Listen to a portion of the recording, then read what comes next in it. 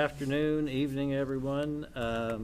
We are at 5 o'clock or close enough. I think we probably ought to get started. If you'll join me in standing for the flag salute. I pledge allegiance to the flag of the United States of America and to the republic for which it stands, one nation, under God, indivisible, with liberty and justice for all. Thank you, everyone. Reminder to turn off your phones or any other electronic device that might start making noise in the middle of the meeting. And if you wish to have something to say, there will be a public comment opportunity for you, and you just come up here to the microphone at the table and you can say whatever you want when that comes up. With that, we'll call the March 2nd, 2026 meeting to order, and ask, has everyone had an opportunity to review the agenda? Is there any proposed alterations, or are we okay with it? Good to me. Do I have a motion to approve the agenda? I move we approve the agenda. I'll second. Discussion, all in favor, aye. Aye. Opposed, nay. Ayes have it. With regard to the consent agenda, we've got the minutes from the February 16 meeting, approval of warrants in the amount of $34,624.61, payroll in the amount of $47,388.32. Anyone want to pull anything out of the consent agenda for discussion? I had one question on the schedule of claims, page 5. There was a sewer manhole rehab through Mayor Services. Was that just cleaning the sewer system, part of that bill? What that was? Or was it repair? Okay. That was my one question. Okay, anyone have anything else? If not, can I have a motion to approve the consent agenda? I move we approve the consent agenda. Second? Is there a second? I'll second. Call it seconds. Discussion, hearing none, all in favor, aye. Aye. Opposed, nay. Ayes have it. This is the public forum or public comment section. If anyone wishes to have any comments about anything with regard, well, I guess you can speak about anything you want to. Who's going to win the next Super Bowl if you want to, but in any event, You only public have comment. 5 minutes to talk, though. But Yeah, but you're limited to 5 minutes, that's right. Anyone have any comment? Come on up to the table up here. No one? Thank you. Department reports. We'll just start, Chief, with you and come around. You're going to grab the handheld there?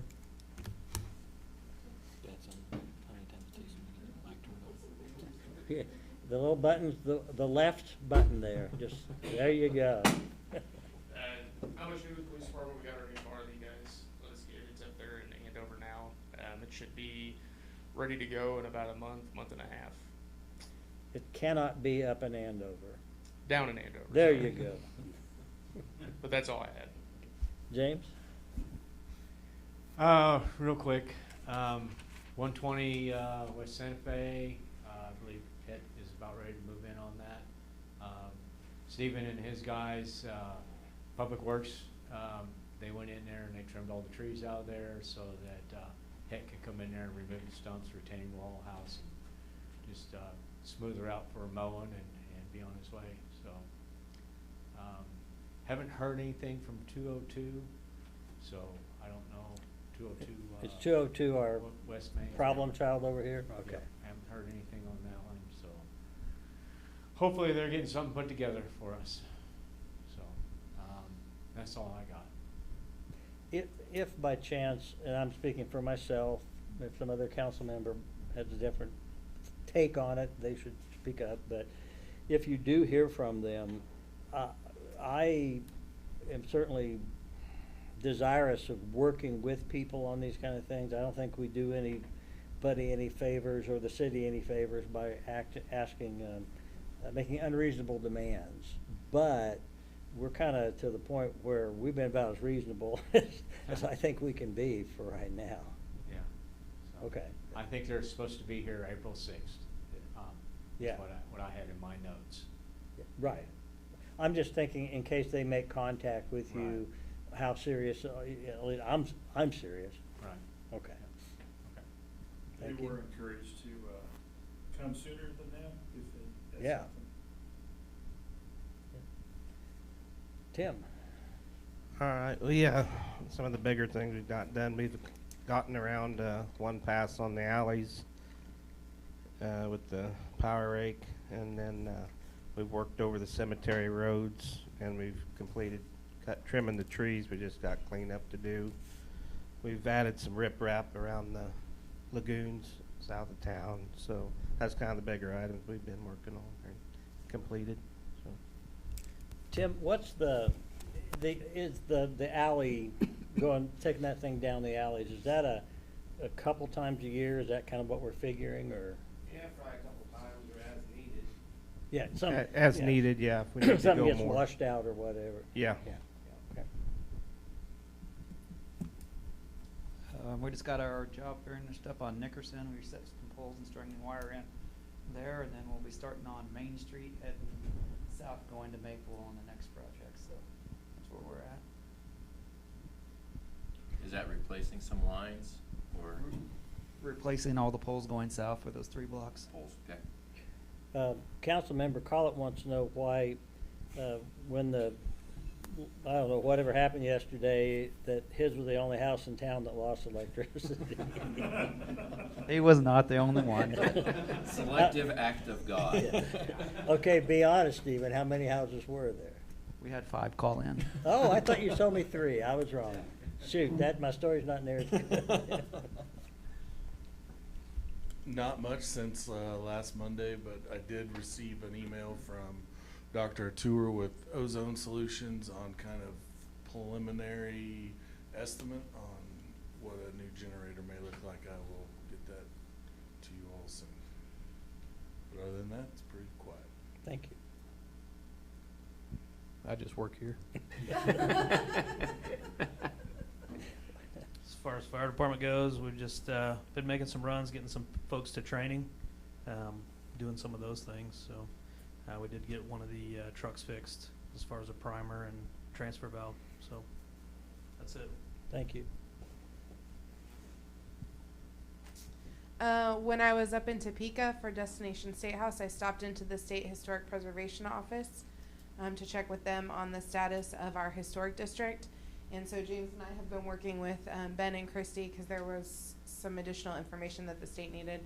And so we're working to compile a complete list of like buildings and building owners and whatnot that the state is requiring. So working on that. What else am I working on right now? Oh, Wednesday, the SCED, the South Central Kansas Economic Development Division, is working with Kansas Department of Commerce to do a road show in Wichita for the CDBG grants. And so I talked to Brian about that this morning. I'm going to head out there and hopefully grab some more information for us and education about CDBG grants and processes and what is available to us as a community. And then on March 18th, we will be having a reception to greet the Kansas tourism folks for the attraction grant and the Great Big Check. So make sure to be there. Have you found someone willing to wear the rhino costume? No, but speaking of the rhino costume. Hey, Go sorry, ahead. I had something unrelated if you were going. I was just going to say, I've thought this through, and if you can't find anyone else to do it, I'll do it. You can't be the rhino, you have to be the mayor. I could be Mayor Pete. Okay, I'm just, you can't ask somebody to do something if you're not willing to do it yourself, so. We'll find a rhino. I have faith. All right. Go ahead, Zach's got something. On the SHPO thing, Yes. had the state notified somebody, like whose court was that in before you happened to be up there and, like how long, you know what I mean? Like, Yeah. had we been waiting, how long would we have been waiting? The answer to that question depends on who you ask it, honestly. I'm not sure what the actual answer is at this point. But there's communication happening again, and hopefully we're lighting a fire under it, and we'll. We think that after you talk with them, whatever documents they needed, once they get those, that they won't be. I'm not sure. It sounds like the state asked for more information, and I don't know if there was a stall in gathering the information or what. But Okay. I will do the legwork to get the I information was to where it gonna needs say, to in my go. mind, it sounds like that every couple months we might make a call up there. Yeah. To just Yes. touch base. There's been regular email communication for like the last week at least, Perfect. so we'll just try and keep that ball rolling. So. Thank you. Yep. Thank you for stopping in while you're up there. Yep. Yeah. Janet? No, thank you. Brian? Can't say we don't give the opportunity. That's right. Okay. Speaking of water-related items, we received a letter today from the Kansas State Revolving Fund, loan opportunity through KDHE, Kansas Department of Health and Environment. They're offering a 20-year loan at 2.87% for municipal water infrastructure projects. We will be looking at some possible thoughts on what we might do with that opportunity. Pre-applications are due May 1st. One thing we've considered is whether or not we might want to move our water line when we do the C-Clip paving project from Thorpe to Roosevelt, move it off to the side instead of having it underneath the road. And then also we could do the same thing on Roosevelt before we concrete and get the thing moved, because it's no fun to go back in and pull up concrete to work on a water line. So if we could improve that, then we could maybe avoid that in the future. So those are a couple thoughts, and then whatever they throw at me for other opportunities on that. So something we'd like to look at, but we'll firm something up and bring it to you. What was the specifics on that 20-year loan at what? 20-year loan at 2.87%, which is Dirt cheap. I like that. a pretty good deal, yeah. If you want a copy of the letter, I can send that out to you as well. It shows other specifics, but that's the meat of the opportunity, so. And that Uh, interest rate's fixed? I believe so, That's what we did last year with Gotcha. the water meters. Gotcha. yeah. I didn't see anything about balloon Yeah. payments, so Yeah. I was very careful Or to use adjustable, those yeah. words. Variable rate. Yeah, Water stuff is costing us a fortune around here. yeah. Maybe we can get somebody to come in and provide that. Water? That's an interesting Yeah, thought. that's, yeah. Okay, sorry, go ahead. That's okay. We're currently reviewing our voice over internet phone and internet services. We have one of the vendors that services our area kind of give us a quote. We're working on some details with them. We signed up a couple years ago for 100 megabyte speed. With the fiber, we can go up to a gig, and they act like they can do it for less than we're paying now. So we're exploring that to see how that works. And we're also exploring what our current contract is and what it would take to deal with that. So, I talked with Lloyd Davies about that, and Lloyd, he was pretty fired up that we could get better service at less cost. If that's true, sounds pretty good. we could definitely improve it down here, because it's, Yeah. But There's something about that mic. We worked on it today. It's a hot mic. I gave that one over there just for Janet. she can get our attention that way. Okay, it's that time of year when we usually bring to you discussion of cost of living wage proposal increase for the team. The budget's written to allow for up to a 6% increase. Last year it was 5%, and those usually take effect in April. So I'm just presenting it to you. You can discuss, and if you want to talk about it again, next meeting, we can do that.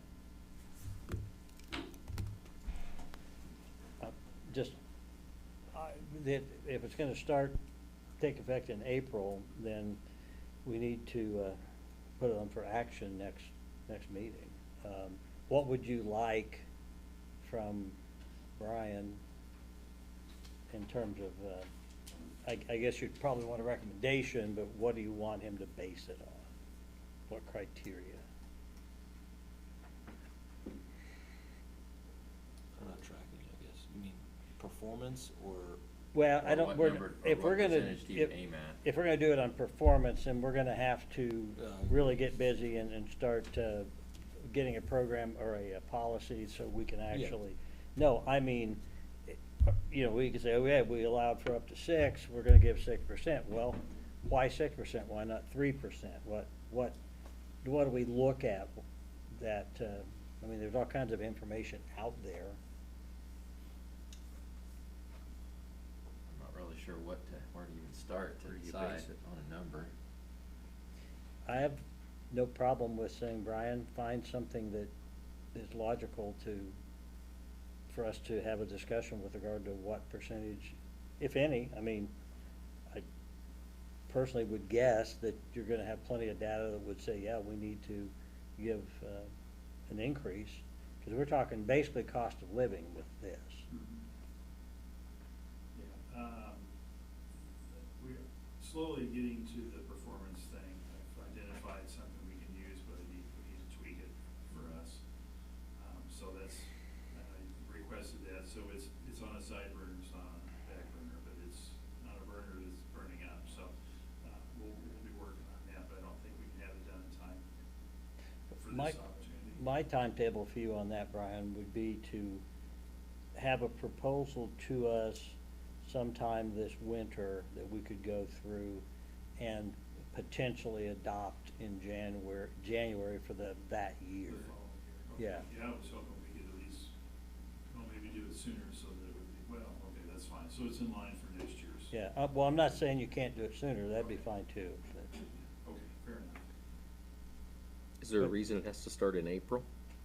Or Well, that just at what? the risk of saying, I think that's the way we've always done it. That's the way we've always It's the done it. Marion way. Right. As I'm told, this will be my first April here, so. Gotcha.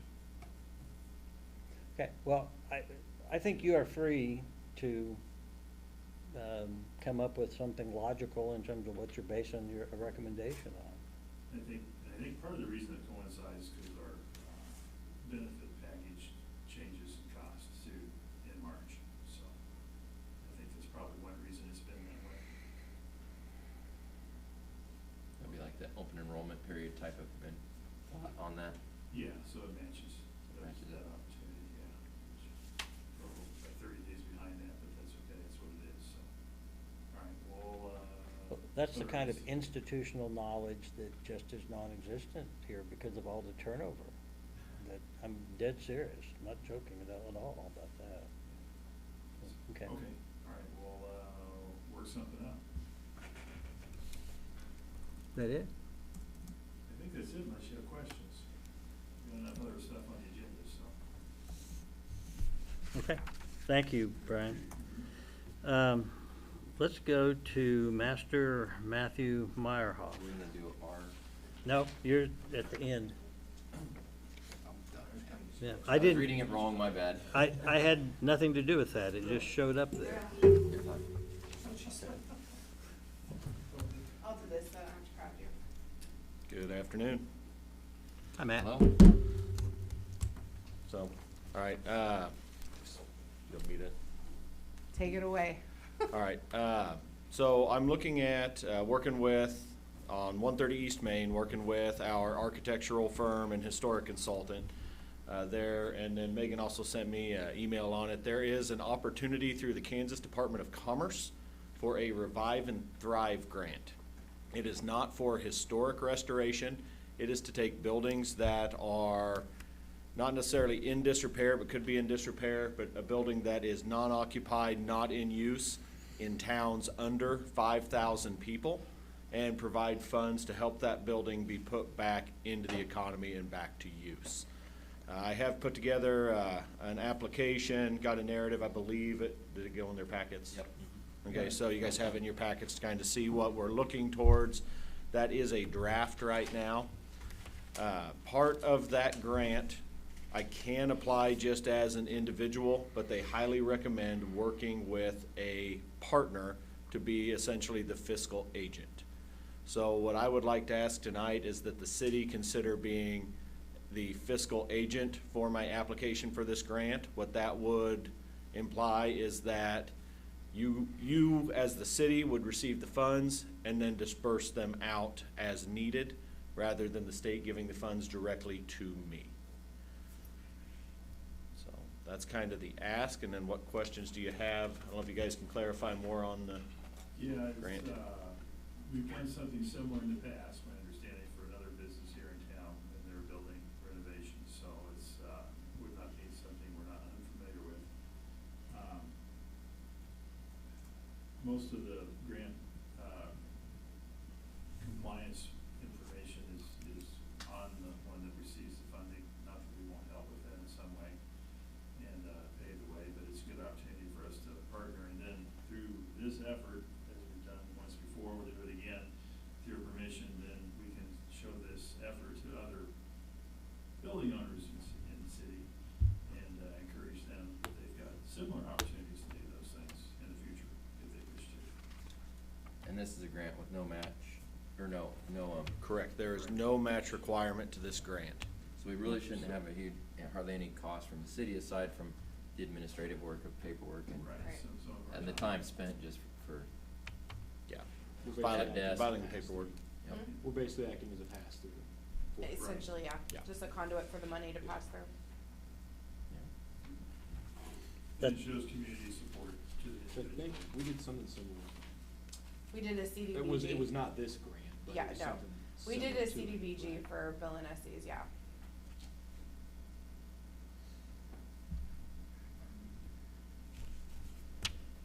I think it's a good idea. I don't have any objection to this. We have no It's all cost laid to- out really well as far as all the information. What do you need from us, Matt? Basically approval that, yes, you will serve as a fiscal agent, and we will put you guys in as the applicant, or onto the application as such. I think the deadline for is the 10th. March 10th, yeah. March 10th, So that's it why is it's- tight. Meeting again with she's the historic consultant and also the one doing the fund stacking for our project. Meeting with her again tomorrow. Meeting with a general contractor on Wednesday to try and throw together a budget. This came in, it's quick turnaround on this grant, but it's such a good opportunity that even without perfect information as far as how things would lay out, what would be needed, what exact dollars it's gonna take to do things, it's worth putting an application in. I wanna clarify, the Department of Commerce opened this grant on January 30th, so it's not quick turnaround because anybody was dragging their feet, it's literally quick turnaround on their end. Yeah. But the purpose of the grant also is to bring these vacant buildings to be able to be kind of like incubator spaces, or like startup spaces within the community. That's one of the things that the grant really focuses on is that incubator type deal. And that's where you can read in the narratives there, what we're looking at is getting it ADA compliant, and then, getting probably 3 office spaces plus a meeting space, say for, I know there's some civic groups and stuff that have historically met up in the old council chambers. I know the city's been very gracious with that, but it's not been the best thing for the city because then you guys have got cleaning after that, after they have food, scheduling, after hours, stuff like that. So having a small meeting space as well to basically offer to those types of groups, things like that. And then, also looking at putting in a kind of maker's market. So we have the farmer's market, which occurs Wednesdays and Saturdays, subject to weather, things like that. This would be more of an indoor space where those people who are either, whether it's creating art, sourdough bread, the people that make fudge, some of those smaller one-off producers of products would be a place for them to come and sell that. And then one of the other things that we're looking at is, I came down Saturday and took a picture from Webster's parking lot, and you have 6 cars down Main Street and then both blocks packed at the auxiliary. There's no draw to the west end of Main Street. If we could get some sort of draw on the west end, maybe we'd get more foot traffic up and down Main Street as well. So, part of that narrative. Brian, just by your comments, I take it you're recommending this. No, absolutely, yeah, I think it's a good way, and we got some, what we call cottage bakers, et cetera. It's just a good way for someone that is in a small business setting, get it out of the house, get it out where the public can see it at a lower cost operating for them, lower risk for them. Maybe more risk for the building owner, but it's just a good way to get them exposure and, try to progress their business as they wanna grow it. Further? Well, I have a question. Oh, were you gonna say something? Go ahead. Well, I'll move that we approve the Downtown Revive Thrive Grant as using our services as a city, as a pass-through entity, allowing Matt Meyerhoff to apply for that. Is there a second? I'll second it. Call it seconds. Further discussion? All in favor, aye? Aye. Opposed, nay? Ayes have it unanimously. Before you go, quick question. I read the application. When you got into describing all the various rooms and stuff, I didn't want to work hard enough to understand that part. But let's say someone, well, I'll just put my cards on the table. It's hard to find, if you want to have 2 rooms that a person can rent for a day, that, not this size, just, you know, like office size, just 2 rooms. Is that kind of thing something that would be available there? Yeah, so we're looking at one co-working space, which is larger, more cubicle style, that you'd be able to go in, set up a computer, maybe have a copier in there that can be like a per copy type deal. There's some different web services that are set up to allow that. And then also, right now, the current idea is to have 2 standard size offices and then 1 larger office, because I have had some people that kind of one-off, I'll say in the medical field, but not doctors type medical field, more physical therapy, sports therapy, stuff like that, who have mentioned they would like to have a space to do some work, and they aren't able to find one, so maybe 1 larger office as well. If someone did want to rent full-time because they wanted Main Street storefront, we would offer that. But if they're not full, it would be something that could be rented out on a day or week, would be the type of structure we'd be looking at. Yeah. I'm really impressed with the way you're going after this, and hopefully you will be the trailblazer for some other entrepreneurs as we get this historic preservation district up and going and get our code up to speed the way it needs to be. So, thank you. Okay. Thank you.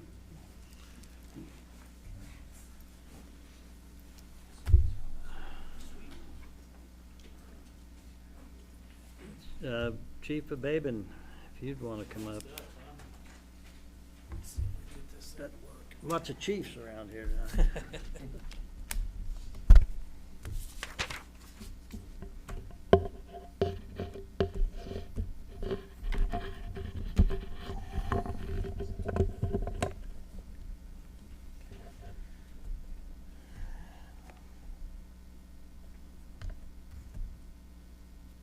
Maybe.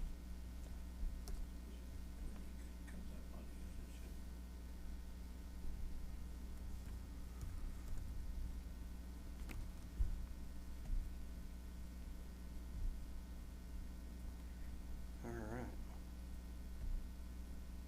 Are you guys seeing that? Nope. Oh.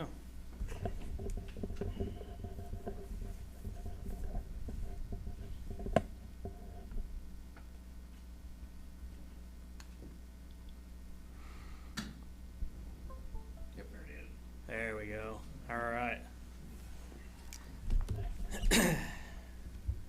Sorry it didn't work out to get this presented last week, but we're here now. As far as Marion Fire Department, 2026 State of the Department, I'm just going to present to you guys what we're looking at and how it looks as far as the department goes. So, the agenda here is just the Bluff 2026 request and program performance, our current status, program rundown, future planning, and in the conclusion there. So, be pretty quick and short stuff. So. Bluff here, 2026 budget requirements. The primary goal is just to sustain, try to maintain what we've got going as far as our ISO rating. I talked to the ISO person today, and we are in the city ISO 5, and it sounds like some of the rural area is a 7-10 split. So, Can I interrupt you? yeah, I don't know, what's ISO? it's the insurance rating. Oh, to me, it's intensive supervision officer. Gotcha. No, it's our insurance rating that Okay, all of all our insurance is based off Okay. of. Insurance rates are based off of. Sorry. So. No, you're fine. You're fine. We're meeting that 5 is where we're at now. The last time they were out and did an inspection was 2018. When I talked to Becca today, she said we're past due on ours. And hoping to get that done this year, probably July timeframe, a little after that, so. The lower the number, the better. Okay, that's what I was gonna The ask. You lower said the county better, said yeah. 10. One's 10 is the worst. Okay. 1 is the best, so we're middle of the road right now. Higher So the number, the higher your insurance. Yep, yep. And our hope is to work on seeing what we can do and get the stuff put together as far as documentation and all the things we need to get our ducks in a row so that we can get it lowered in the end. So we'll work on that and trying to get that stuff down together. She was gonna send a bunch of info and pack it out to me and start working some of the pre-paperwork before that happens, so. 2025 budget there, 72,892.60 last year. The planned budget for this year, when I called and checked on that, was 59,677. As far as the rest of the stuff, the insurance, the Medicare, utilities, capers, I wasn't aware of all that stuff coming into it and being new. All that's included. I left that out on my initial planning as far as the budget goes, but critical and program sustainment, I'm looking at 125,677. That gets us maintaining where we're at right now, fire department wise. With a $60,000 budget roughly, we're not gonna meet that mark. So some things are gonna have to give, and it doesn't look good. As far as life cycle goes, that's replacing older equipment, getting newer stuff in. And then new equipment is just things that we're looking at that we would like to have, but don't necessarily have to, so can get by with it. But overall, we're looking at 410, 295. Current status, where we're at now, we're working to get trucks in and get them signed off for the state. The state sent out a requirement at the beginning of the year and said, hey, you need to make sure you're getting these trucks out to the mechanics and they're getting signed off for their annual inspection. It's kind of like a DOT inspection for a commercial vehicle, but it's their state requirement, and they give you all the paperwork and sheets to give the mechanics. So we got to get those scheduled in and get those trucks run through, and that's going to incur some expense there that I wasn't expecting. I did expect to have them pump tested and other things checked out, oil changed, normal service stuff, but the inspection was one more step. So. Is that something we had not been doing? I assume? Correct. Yeah, it has. And it's supposed to be There's a lot of annually? departments across the state that haven't been doing it. Yeah, Gotcha. yep. It is an annual inspection that's required. And, you know, that I talked to the state fire marshal when I went to training, and he said, well, we've got tools in our toolbox that we can come back and start finding departments if they choose to not get these things done. And I said, okay, well, we don't want to go there. And he said that's not his intent either. He wants to be able to work with the departments and not incur additional cost. It's just showing the importance of that so that the equipment is ready to go out the door for everybody to respond safely. So as far as the rest of it, keeping up with training and run reports in NEARS, the new system kicked off. We switched over from INFRS into this NEARS system, and the new software is working good as far as getting those things entered. Did I understand correctly that when we had the meeting over at the library, Mhm. that we were behind on our reporting to the state, is that right? Correct, yeah, we hadn't reported since 2021. We were behind 5 years. When I called and talked to Fire Marshal's office, she looked up the last time we had entered stuff, and I think it was 2020 or 2021, somewhere in there. I was able to get quite a few of those years inputted on the backside. So 25, all the 25s were reported, 24, 23, and then a majority of 22s were put in, so. Did they consider us to be compliant then at that level? Well, yes, we had reported in all quarters of all years at that point. Okay. So we were compliant. Some of the previous years, there were numbers that weren't consistent with what our runs actually were, but we had numbers in there and they were entered in, so.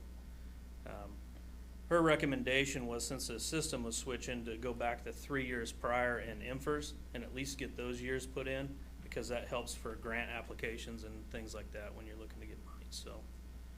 We got that caught up. Working on a plan to reprogram portables. It was supposed to be happening tomorrow. That got pushed down the road a little bit, but we're looking to get those updated, some new profiles, some other things added as far as the state template for the 800 radio system so we can talk to each other better, and across the state. So, working on getting hydrants flow tested and painted for and the records maintained for the ISO, again for that insurance inspection. I know we talked about that at the meeting at the library as well, getting those done. I do have the flow test equipment now. It's just getting out and doing that. But then after I talked to Becca today on the ISO thing, they have a specific requirement as far as what their flow test is. They do a 2-hydrant test, and I kind of want to coincide with what they want for their record keeping, but then also do an individual flow test on each hydrant so that we know what the flow rate is. So We have a local person who's volunteered to paint hydrants, or organize a group to paint hydrants, but it's not that simple, because how they're painted provides information to the firefighters when they arrive, if I understand that correctly. that's correct, yeah. There's different classifications and different color codings based on the hydrant flow test. So like a 1500 GPM and above hydrant will get a light blue colored bonnet and caps to signify that that water is available from that hydrant. So we want to take advantage of the person's offer, but we have to be able to tell them, okay, this one has to be this color, and so on. the barrels can all be the same color, but the caps need to change based on the flow rate. So, making a list of high priority buildings, pre-plan. I got a pre-plan module with the software that we have. Just looking to get some of the tier 2 buildings pre-planned and inspected, and try to lay out some of that stuff for, again, ISO rating.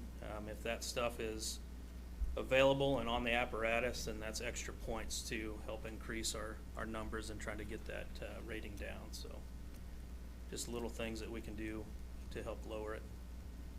Certification levels for all personnel, I want to get that updated in the record keeping side of it and make sure that we've got all that stuff in line as far as any NIMS or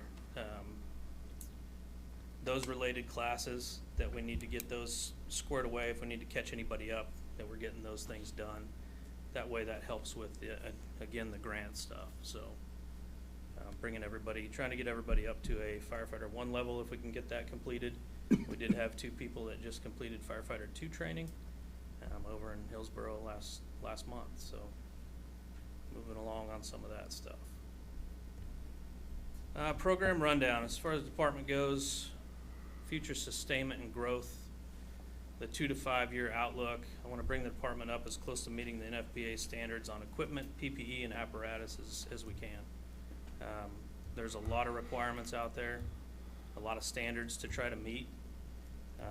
Those normally fall in line with OSHA requirements. So when you start talking OSHA and NFPA, they kind of coincide. And some of that stuff is vital to keeping our people safe. So keep operating with what we have as long as it remains safe enough while making improvements annually. I know it's going to take time. I know it can't all be done at once. So working through those things and trying to get those done. Struggles, failures, shortfalls, staffing and response, working to identify what is needed, needing the attention first when there's so much that needs maintained. It's like, where do you prioritize things when there's so many things that you're behind on? So trying to get those in line.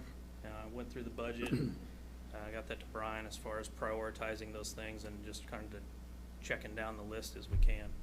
We did receive 1,000 foot of hose from forestry, 4-inch supply hose, which in the budget wise, that was about $8,500 worth of hose. So Wow.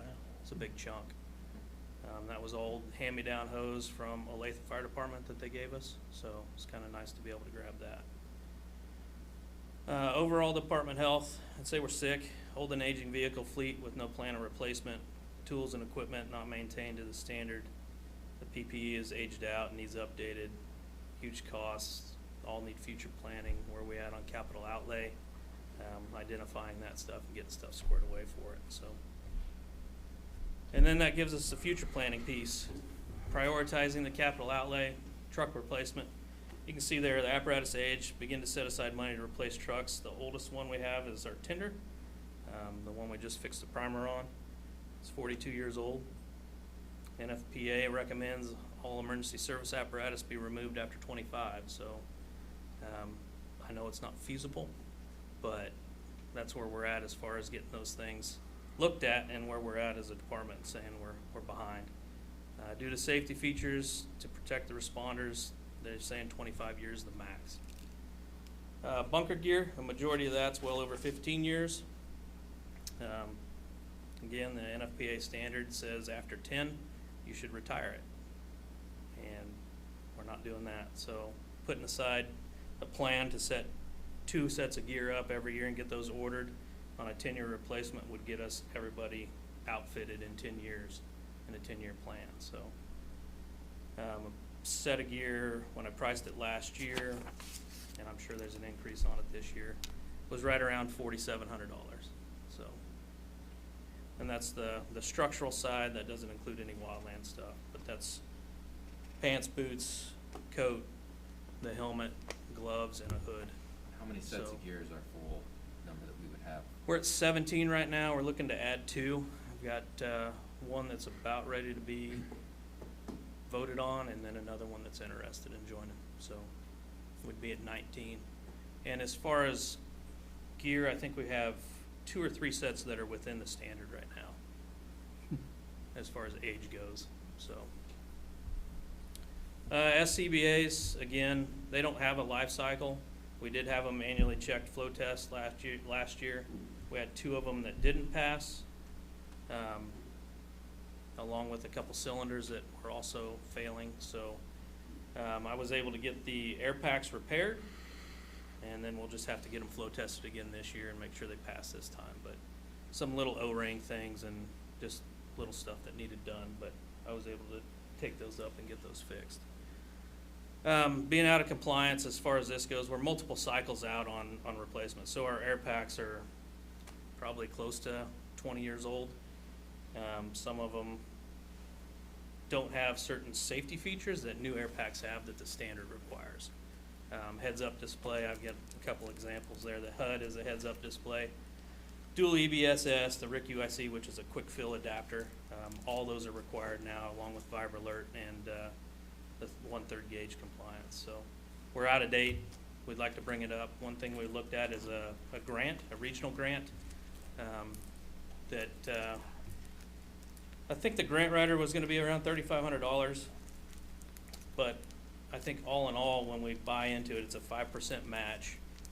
They were looking at about $10,000 for total cost with the grant writer, and that was good for 4 years. They would continue to put in the grant for 4 years if you don't get it awarded, and they back that up, and then for about $100,000 worth of air packs. So pay the $10,000, get $100,000 worth of stuff. So where are you with that? Is that something you're planning to? It's a county-wide regional Oh, grant. oh, So okay. there's 10 departments, I think, that are looking to get into that. Okay. Our initial purchase to get into it would be about $3,500. And then afterwards, we would do the match, which was that additional cost. So then if we received that, that would be for all the departments in the, you said it's a county-wide? It would be countywide, yeah. There's 10 departments that were looking to get in on that. Everybody would get the same spec as far as air pack goes, and we'd be consistent across the board on the whole county being able to get in on it. So, and have the same equipment, which is interoperable. So if I need to switch a bottle out or they need to switch a bottle out, that's interchangeable then to go between them. So. As far as concluding goes, I look forward to building the department, getting it to a sustainable level, all the standards and requirements. It'll be a little while to get it there, but thanks for the opportunity to come out and talk to you guys and discuss what our needs are. So, any other questions? Questions, comments? Man, I'm not liking Got what a I'm lot to seeing. do. Yeah, I'm not liking what I'm seeing, but Yeah. I appreciate you taking the time and, Being honest about it. yeah. Yeah, like I said, I came in and looked at it and said, these are the things that we need to do. As far as budget goes, when you start looking at some of that stuff,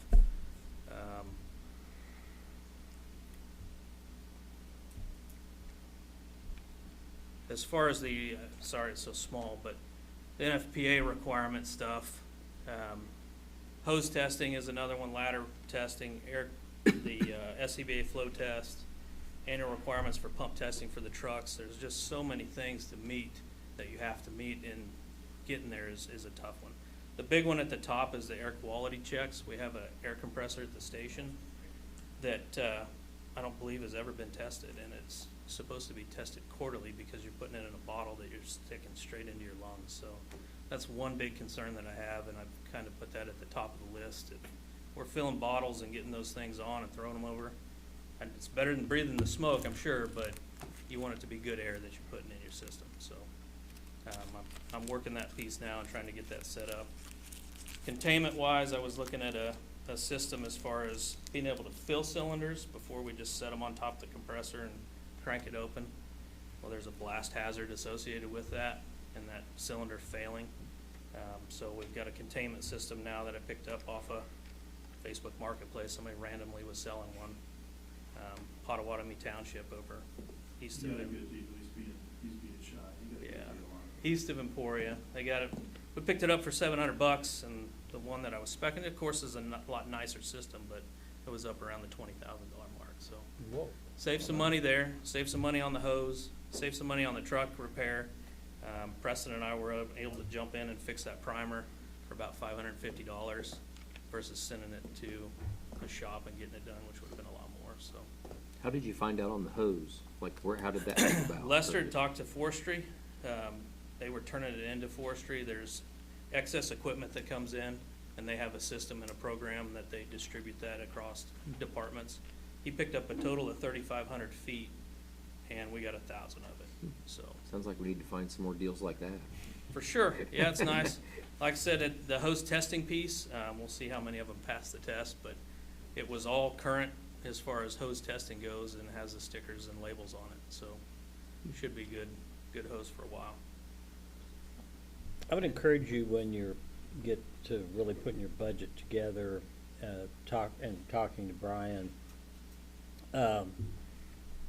You have to be realistic. You know, I'd love to say, yeah, we can pull 200,000 out of the air and whatever, but we're not going to be Yeah. able to. But we need to know, you know, what do we really need? What do we need to be working toward? And I think that's that critical program sustainment there. That is $126,000, and that just sustains what we're doing right now. It brings us up to where we're at.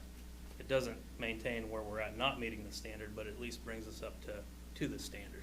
So let's say we could, you know, magic wand and say, yeah, okay, we got 125,000. Then next year, are we still at 125,000? Could you For tell us? sustainment, yeah, because Yeah, a lot of okay. those are reoccurring costs. Correct. So some of that isn't because the radios wouldn't need reprogrammed. Some of the air cylinders don't necessarily need done every 5 years normally on a rotation there. So there's some of that would be a cost savings, but the trucks need service every year. They need inspected every year. The hose has to be tested. The ladders have to be tested.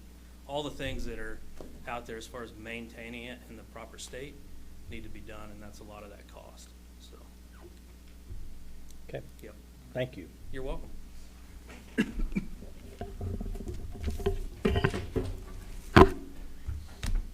And then, Brian, we'll go to you for the engineering firm information. Oh, yes, engineering firm, okay. The C-CLIP project through KDOT is to do pavement replacement along Highway 256 or Main Street from North Thorpe to north and south Roosevelt. That'll be curb to curb and gutter, correct? Including curb and gutter. Yeah, and access points.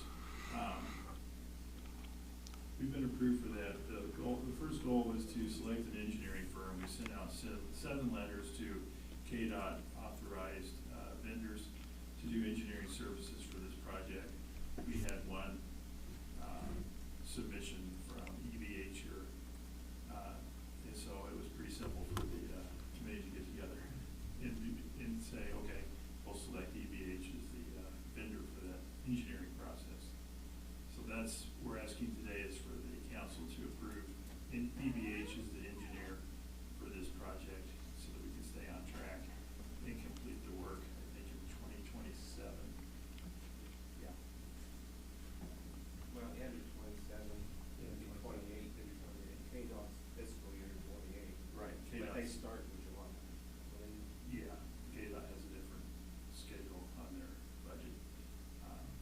said, there may be an opportunity, is we applied for another opportunity to do this, to do a back-to-back. Might delay this project a little bit, but we can go back-to-back and go a little further with another source of revenue and project awarded by KDOT.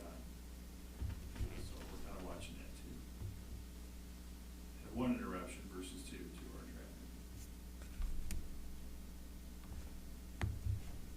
So all you need is a motion to select EBH as the engineer for the project? Yes, sir. Well, I move that we approve EBH as the engineer for the KDOT project for replacement of Highway 256 from Florp to Roosevelt. I'll second that. Discussion? All in favor, aye? Aye. Opposed, nay? Ayes have it unanimously. Thank you. Yep, you're up. Let me plug this guy in. Oh, sorry. Oh, it's okay. Threw it on the ground. Grab my other It things just there. looks good. That one's fine. Oh, thank you. There we go. Perfect. Thank you. All right, I brought the laptop again if we wanted to look at things some more.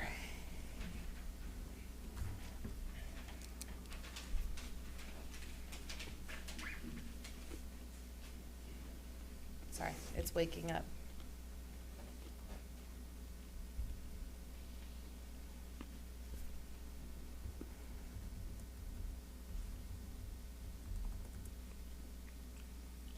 All right. So we have visited this topic a couple times, and I'm hoping that we can come to a conclusion tonight of what we would like to do for our city logo.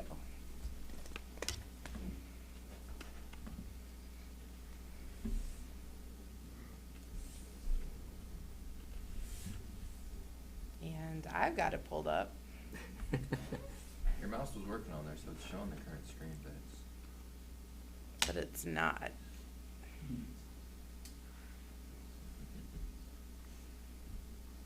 Are you extending instead of duplicating?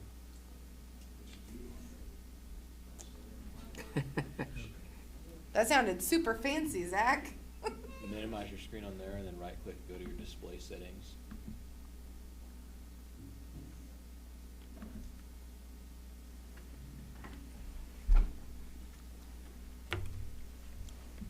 Get out there, Batman.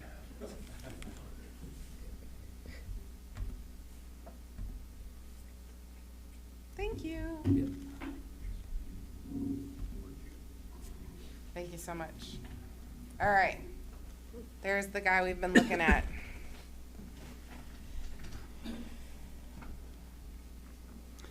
So just to restate it, because I don't think there is any doubt, but the request is to approve this as, could I say or call it the basis of our logo going forward? Because the idea would be that this in various forms could be utilized for different purposes. Yes, essentially we would have this version, and then I think I don't have it with the water under it, but the badge with the water under it would be an additional version. Well, that's on the paperwork for our Yeah. agenda, the header of it. Looks like. You, last time you also showed a potential sign, like what we'd use Yes. out on the highway. Yes, because we are needing billboards done sooner rather than later. And this is an idea, a concept of essentially what we could create with that logo as a billboard.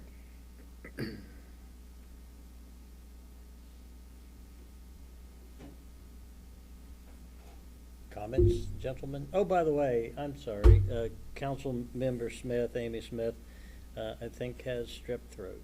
She was in the medical office waiting for the results of her testing when she contacted me, and I'm assuming that either does have strep throat, or whether she did or not, she doesn't feel good enough to be here, so. I'm glad she's not here. Yeah, don't share.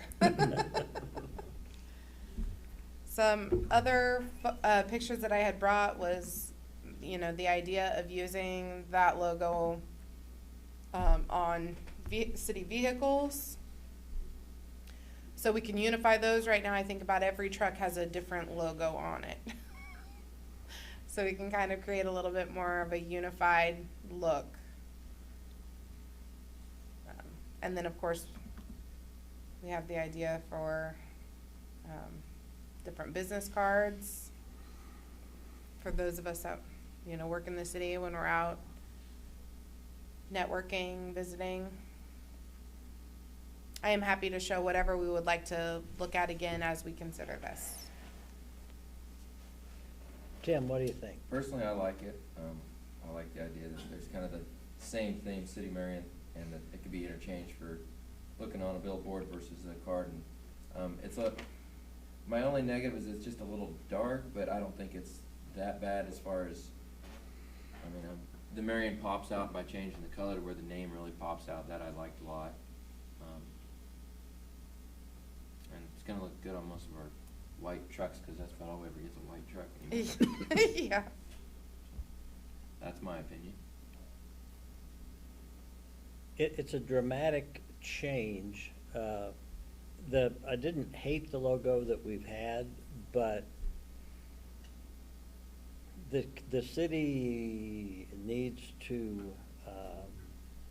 We're gonna try to market ourselves, and we've been through a dark time, and I think that having a dramatic change in logo might be appropriate for rebranding.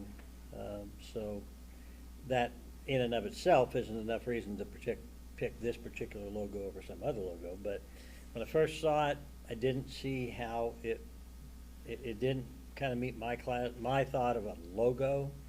But it won me over. Particularly, I love the sign. You know that, I've said that a million times. But when you make it into that badge, or whatever you want to call it, I like it. I'm good with it. Mr. Kevin? Yeah, I like it.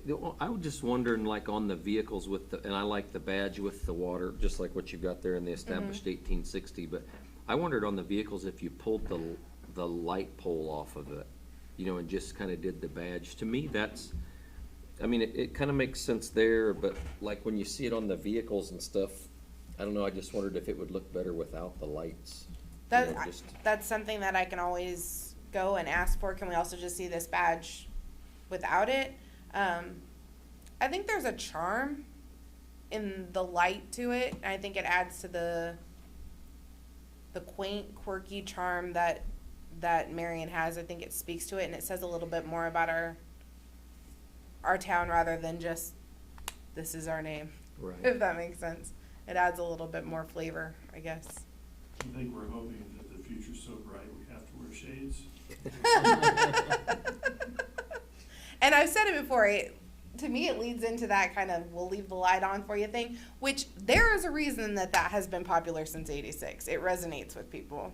So, Megan, if we do give you the go-ahead, what I'm going to ask you to do, and I know you have stuff that you're waiting to get ordered, and I'm okay with you doing whatever you need to do, but pretty quickly, I would like you to give us the 4 versions of it, or 3 versions of it, or whatever it is, that you are recommending be the official versions of it. Because I think I would like for this group to have input, what's going to go on the side of the trucks, what's going to go on the banners that hang downtown if we do that, that sort of thing. I mean, I think the council has a right to have an input on that. Yeah, correct me if I'm wrong on this, but I think anytime we were going to be doing something new that would involve the logo, it would come in front of the council. Absolutely. Anyhow, so Okay. if we had to make a change to the logo based on the application of it, because I could say these are the 4 official versions, but then something comes up that we have to make a tweak in order for it to look right or make sense. So I would think it would make more sense to just come before the council and say, this is how we want to present this logo on this application. Okay, I just don't want to get us in a situation where there's like 17 different ways we're showing this, and like, what the heck is our logo? if Yeah, that I becomes agree. the case. So, Yeah. Mr. Collins, last but not least. Same as, I don't personally like it, but, it's not what I had envisioned when we were going for a new logo, but I'm one, so. The needs of the many outweigh the needs of the few and the ones. That's true. No, I appreciate that. And I appreciate that you probably knew you were one. Yep. One other thought that I kinda had that, I mean, the logo's important, I appreciate all the effort and what people do to it, but, you know, really in the big picture of things, it's not like the logo is gonna be the deciding factor for most people, like, oh, I'm gonna move to Marion because they had an awesome logo. Or a business that's like, yep, that's the place we're gonna go, just because of the logo. It helps, it's one of those keys and one of those extra things in your bag to help promote your community and promote, but at the same time, I don't, even if it's not, you feel like, oh, this may not be the perfect logo for our town, some people may have that opinion, it's like, well, we got a logo, it's not a bad logo, and it's just the weight of, what is the weight of that logo weigh on other issues in your community? I would agree that it's not gonna be the pinnacle of anything, but that consistent branding is very important because it becomes recognizable. So I agree, that's not gonna be the deciding factor, but it's like, it's holding up those things that would be those important key elements, because we wanna have that consistent branding. If we were running a football team, right now, our coaches and our equipment managers would be coming in and saying, well, we found some used shoulder pads from Appalachian State that we got cheap, and we got some helmets from Tulsa. And everything we're just putting together this thing, and in my mind, if you're gonna have a football team, you try to get good equipment, try to get good looking uniforms, try to make the people on the team feel like they're on a football team. And if they can't be good football players, they can at least look like them until we can coach them up some. And I feel that way about the city. I don't like when we've got rusty signs and bent poles, and it's sending a message to the community and to visitors that we're not a class operation.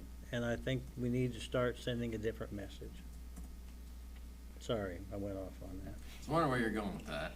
You brought it back, though. It was I did. I was gonna bring it back all the time, Zach. Tim, there's never doubt. All right, let's take a vote on the request to adopt the proposed collection of logos as the official logo going forward. I move that we adopt what's been proposed. Is there a second? I'll second that. Further discussion? Hearing none. Let's. Oh, But yeah. then you said before, like, if that's it, the start, so to speak, then before it goes on anything that's brought back to the council, before it would go on like a sign or vehicles or water tower or anything like that. It is comes my back. understanding and my plan that anything, again, correct me if I'm wrong, because I'm relatively new, but any application where we would be putting that on, aside from like business cards and letterhead, which would get approved and then just reprinted as new people came along. Right. But those things would come before the council to be voted on anyways. I mean, billboards, we would need a vote before it went up. Ads, we're gonna need a vote, because those are things that would end up being paid for too, so they'd have to come in front of you. Okay. Okay, let's just, Tim, vote aye or nay? Aye. Tim? Kevin? Aye. Aye. Nay. Okay. Thank you. Thank you. Ayes have it. Thank you.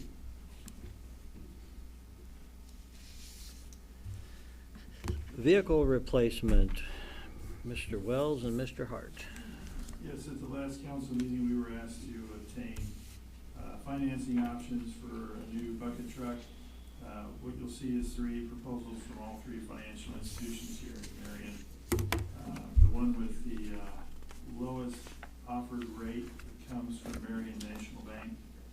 Our recommendation is to go with the $25,000 down and accept the interest rate on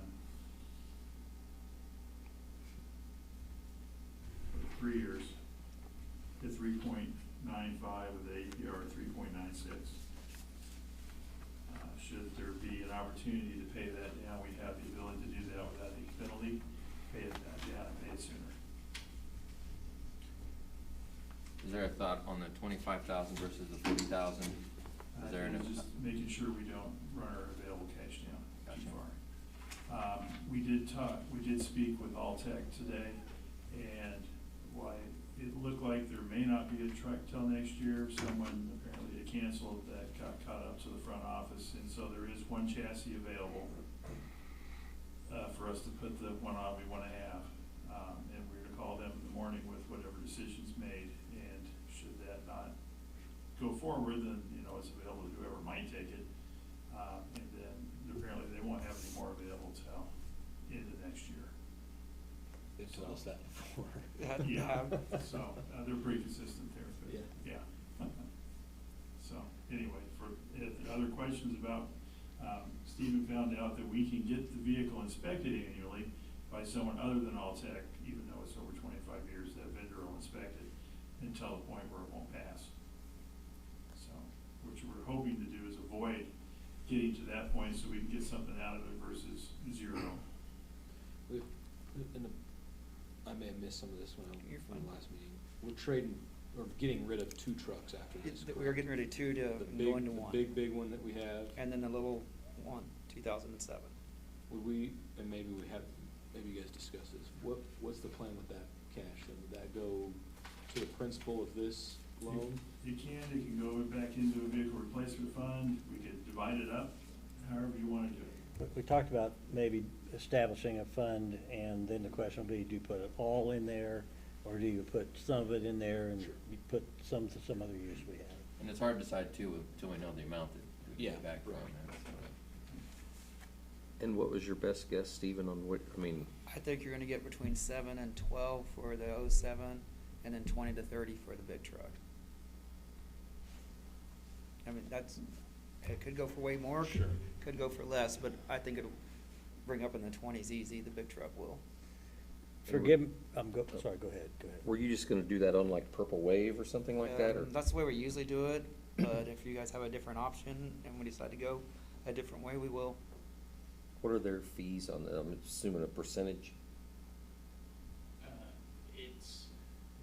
It's on the price of the vehicle. It's not taken out of the money that the city would get. The buyer actually pays it. Oh, gotcha. We just went through this with Tahoe, so that's all, the only reason I know. Gotcha. And then, I mean, like, can you put them in, let's say that that one truck that we think's gonna bring over 20, if all of a sudden you have a $4,000 bid on it, can you not sell it? You can't put a reserve, I believe. Okay. And then is there a fee, if you no sell, is there a fee then to the city? I'm not sure on that. Okay, okay. I mean, I think we'd all assume it would go higher, but if all of a sudden Right. it doesn't, then maybe we'd wanna look at a different option. Right. Stephen, remind me, the 07, what is the 07? I know we had that information in front of us last week. It's a 07 Ford, 40-foot bucket truck. Okay, all right, yeah, both Had about buckets. 187,000 Yeah, miles on it. it's right? got 187. And the one we're getting is bigger than a 40.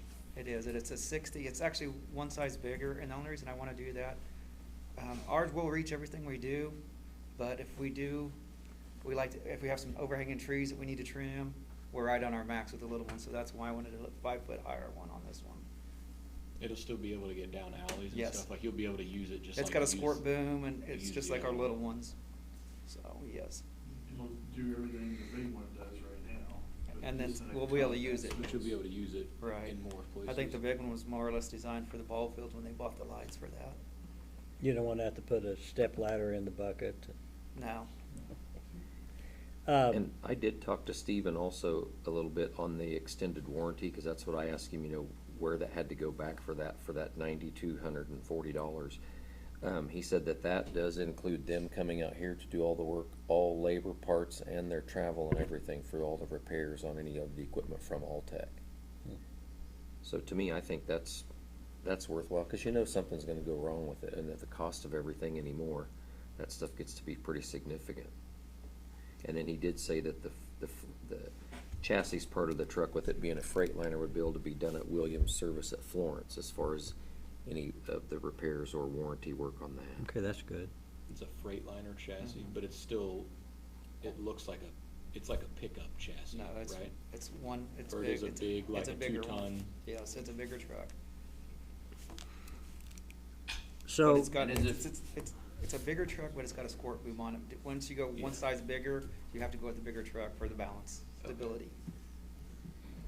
And I'm sure it said this, and I just wasn't paying attention. It is four-wheel drive? Yes, and Yeah. the reason I think we need it is, you guys all know, if we do have a storm, it snows, everyone wants their electricity on. So those big heavy trucks just don't get around. I mean, I know we're not gonna use it that often, but also, if we do start getting it on a rotation 15 years, we'll have more trade-in value with it being four-wheel drive too. So we would end up with 2 trucks then total, right? That is You'd have correct. the new one that we bought, what, 2 years. 2 years ago? Yes, and it'll be paid off, I believe, in April. And then this one? Yes, sir. And then that would be enough to get us through 10 years, let's call it? Well, the digger truck is a 99 too, so we'll eventually, we don't use that every day, so I would, when we go to replace that one, I'd say let's try to find a good used 5-year-old one for it, because we do not use it every day. And you don't have as much of a safety risk using that as you do Right. with bucket trucks. As far as bucket trucks, we'd be, because you said every 15 is Because kind the of little like- one will, and once we step up, they go in, like the little one, they say every 10 years. This one Okay. goes up a chassis, so they said go ahead and bump it up to 15. Okay. We've got multiple questions here. First, do we want to buy the truck? Secondly, what kind of down payment do we want to make? And then we've got the how long we're going to finance it out over. Did you have a particular recommendation on that part of it, Brian? Yeah, on your information sheet, we have 3-year, $25,000 down, ready for each one of the rates there with it, so, yeah. Well, but I mean, we've also got the option of going $40,000 down. It's asking if you're recommending one of those particular. We'll recommend the 25, just to Okay, watch. maybe I'm not looking at the right thing. Yeah, it's here. On the, if you scroll Did back. it go back That's up? very A little top. bit, Okay. there's a letter at the top there. Oh, okay, in my the bad. packet. Right, Okay. The last line of that is Okay, Brian's. thank you, Brian. You're welcome. And we 3 do year, have a little extra 25,000. funds right now because we are one guy down too, so with it being a little early, if we do decide to go that way, because I think it's probably gonna be May before we get to, that's when they graduate school, so we're gonna be looking at 2 or 3 more months without another guy, so it'll probably pay for getting the truck early. If And you then look if at you- it like that way, we're saving money that way. Because we said either they have a chassis that they can put on, basically, and get us the truck in June, end of June. June, or if we say no, If we say no, so it'll go to somebody else probably. right, and then we're looking at, They'll if we agree to start one on January 1, then it'll be April. so a year from now, Yeah, right. basically. But not guaranteed at the same price. Right. Oh, okay. It'll probably go up The anywhere price that we 5 to have in- 10%. The price that we have in front of us is for the Yes. specific truck and chassis that's there. That is right now. correct. Yeah, Okay. I think it had 90 days on that quote, if I Okay. remember right. I believe you're right. And there's no, like, we couldn't purchase the truck and tell them you wanted to take it like in the fall. You have to take it when it's done. That, I think last time it was supposed to be real long and it showed up early, Oh, it so- showed up Yeah, way that's why I early. guess why I was confusing that, because I thought last time we agreed, and maybe we just. Because we agreed bought the to purchase chassis. truck, that's Yeah, why I guess. we bought the maybe- chassis and everything, because they didn't have a chassis, and then we took it to them, and they said it was gonna be 8 months. Okay, that's And then they probably- went ahead and. It came back way It quicker. came in like 3 months. Months later, yeah, It and just, we're all showed like, up here. didn't know what was going on. Yeah, Yeah. I was So, trying, okay. And I didn't know if that was a possibility, because when I checked today with Janet to make sure, and she said that the lease payment on that other one ends March 1st of '27. So, I mean, that's what my thought was, you know, if we could, and like, originally, when we talked about it the first time at the last meeting, I was probably more inclined to try and push it off until we got that payment ended, because it's about $4,000 a month. But then, I mean, that is a pretty fair interest rate, I think, for the financing on that, and if you're not guaranteed that, even if that thing goes up 5 or 6%, you're $15,000 to $18,000 more. And I'm assuming going with the $25,000 down payment too, that's allowing this to fit into our equipment budget for the year pretty well with the cost that we'll be incurring per year.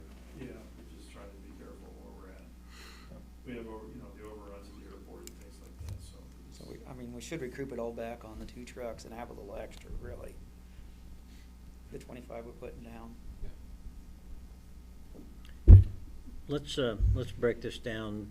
Well, do you want to make a motion that covers everything, or do you want to start with a motion to purchase the truck, and then if we defeat that, then we don't have to worry about the rest Let of me it? start with the truck. So I move that we purchase the truck as proposed.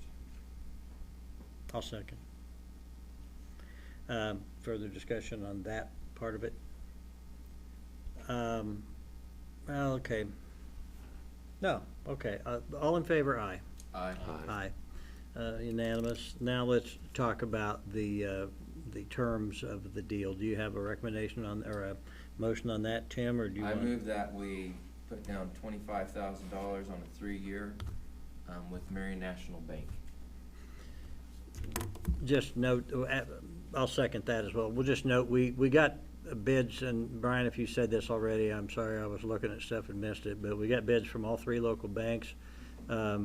The other 2 banks' bids were darn near identical, and they were all very reasonable, I thought, but this was the lowest bid. They were higher though in interest. This Yeah, is they were the higher, lowest yeah, interest. So we got a motion and a second. Any further discussion on the terms? If not, all in favor, aye. Aye. Aye. Did we have a second on it? I seconded it. You did? Yeah. On that one too? Okay, Yeah. sorry. Personally, when those other vehicles are sold, I would like to see us take that money and pay down on the loan. I mean, if the new truck's replacing those 2 and we get rid of those, I would like to see us pay on that loan. Let's not make that decision tonight, but it's a valid point of discussion. If you would authorize us to sell the other 2, once we receive the new one, we'll do that, and then we can come back with whatever we obtain in that. You can decide how you wanna do it then. It'd be a lot easier when you know what you're going to do. Do we want to receive the new one before we go down that path?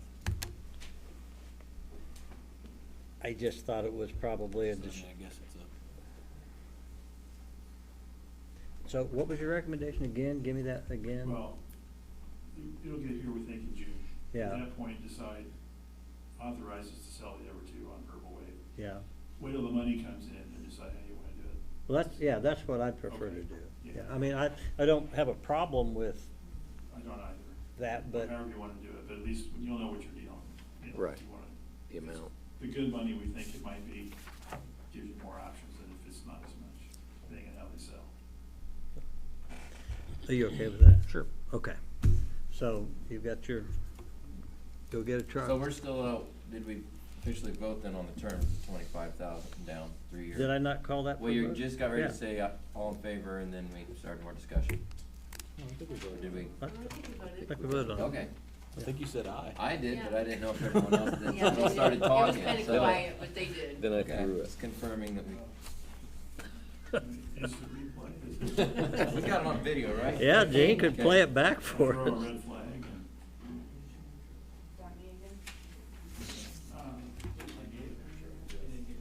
You know, what we do the football games with, we do have an instant replay option. And if you want him to hook it up here, we can do that. Only if someone's objecting, saying, no, I voted it down. No one's doing that, so. Let me wake this guy up again.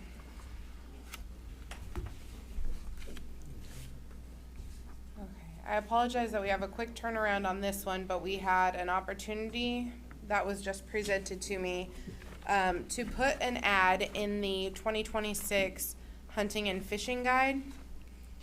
The fishing guide will be published March, April. The hunting guide doesn't come out until August. So we have a little bit more time before we decide on a hunting guide. But the fishing guide ad, they would like the artwork in by March 9th. So it's kind of a quick turnaround. And my computer's being a problem again. You can't see it, can you? We can see it. Yeah, it's Oh, on there. okay, it's just Yeah. not on the big ones. So this is my Oh. proposal for the ad for the 2026 fishing regulations guide. They give us multiple options of how big of an ad we can do. I am proposing a quarter-page ad, which would be 3.65 inches wide and 4.75 inches tall, and that would be $600 to place that ad. This is coming from the bed tax. Correct.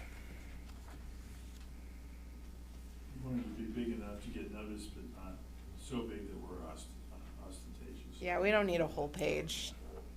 Just a quarter will do.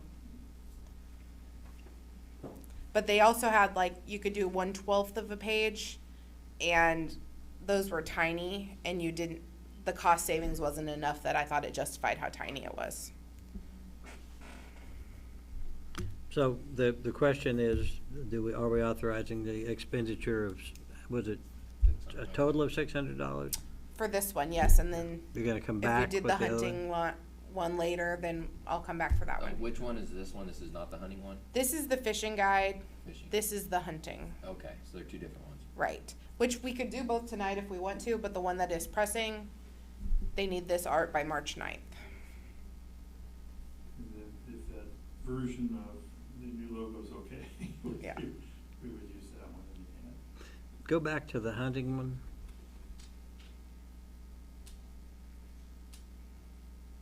Who came up with the taglines? Brian and I, we kind of brainstormed together. Kinda like them. And you said that money's coming out of the bed tax fund? Correct. And what we really liked about it was it obviously ties into the reason that people have this guide in the first place, but then having the full logo on the bottom also lets them know, hey, you can come and hunt and fish here, and then there's a community nearby with all the amenities that you could need. You know, you're not out in the middle of nowhere, but you get this, you know, great experience and also town nearby. I'm gonna move that we authorize expenditure of up to $1,200 for fishing and hunting guide ads.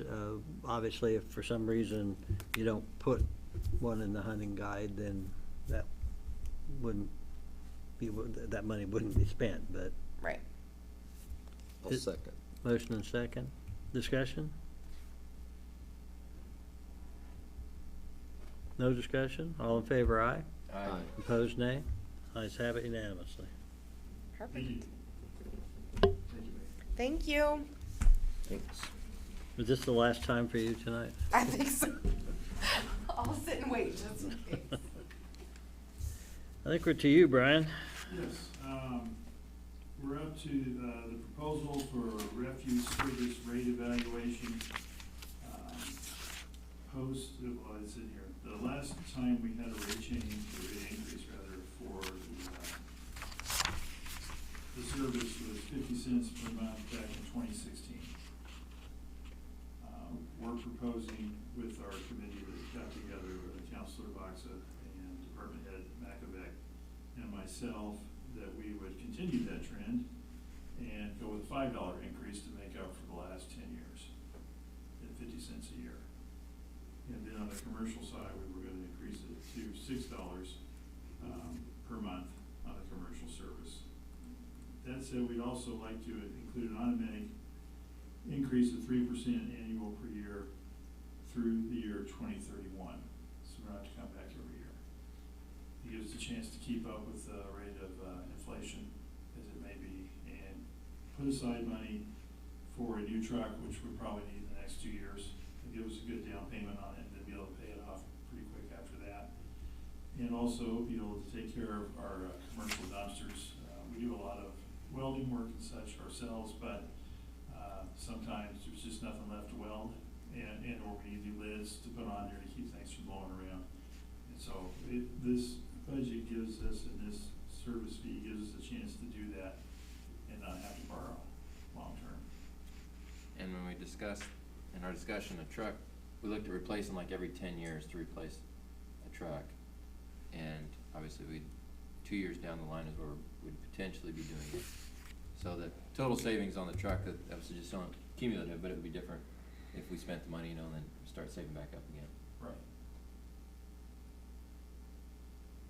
Based on the other numbers that are in front of us for residential trash rates per month in surrounding communities, even at the $15 a month, we're still lower than all but one.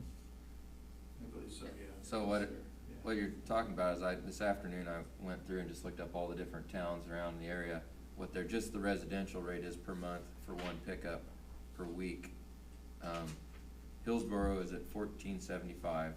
And some of these could be slightly off based upon January 1st, or if I had some information right before that, but they're really pretty close.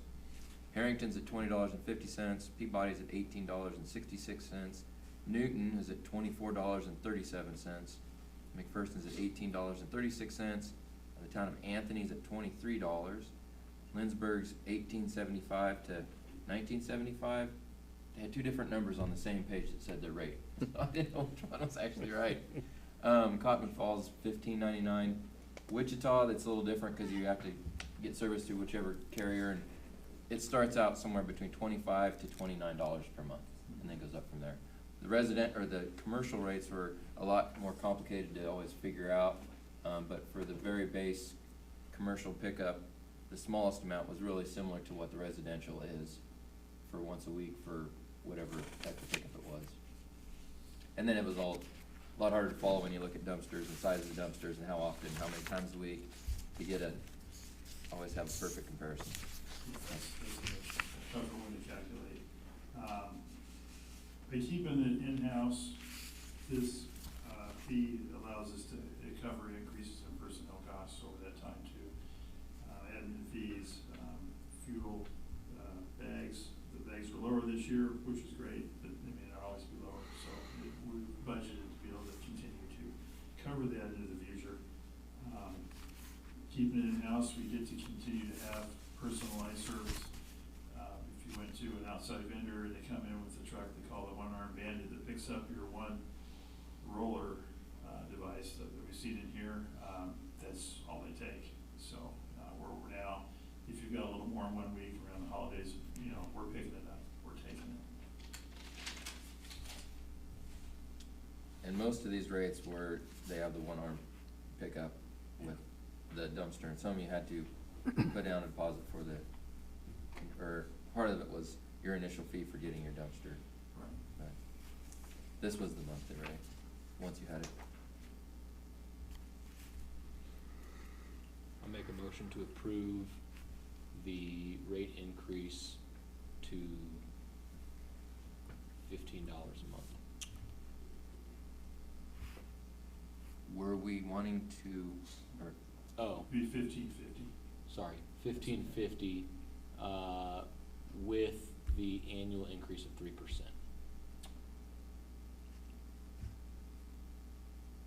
And would you like to approve commercial at $6 per category plus the 3% as well? Yes, ending with the rate increase ending in 2031. Is there a We'll get second? there eventually. Is there a second? my question was, I thought tonight we were going to have discussion and then Oh, it is. have action for next week. Sorry. Just Yep, so you're there's right. option You're for right. public comment. Oh, you are right. Not that I'm No, you're opposing right. it. You're 100% right. Yep. So knowing that, I don't know if that affects what you're. Can I withdraw my motion? Yes, you can. Consider that. We appreciate your eagerness. I was kind of wondering, because I mean, that is a 50% increase on the residential stuff if we did like $250 this year and $250 the next year and then start your 3%. I mean, I know it's $5, but that's still. Well, it's been